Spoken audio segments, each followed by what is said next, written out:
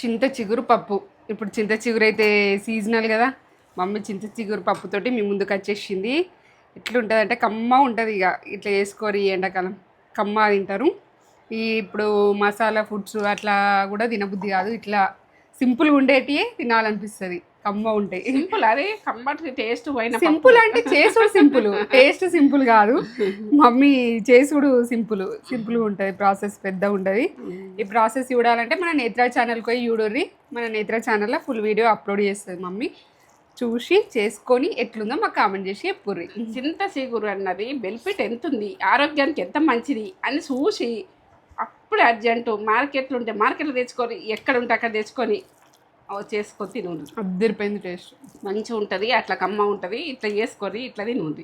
వెనకటి రోజులల్లో చింత చిగురు ఓనియప్పుడు, ఓనగాయ ఓనియపోదురు, అన్ని రకాలు చేస్తురు.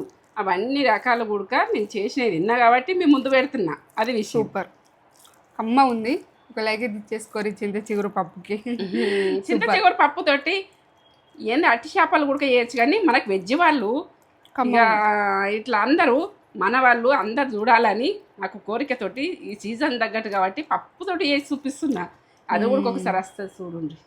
సరే లైక్లు ఇరమ్మా. లైక్లు ఇస్తుంటే ముందు మేము ముందు ఉంటా. ఏంటంటే నా వీడియోస్ అన్నది నడిపియండి. కొంచెం లేట్గా వచ్చినా లేటెస్ట్గా వస్తున్నా విజయను. ఇది విషయం.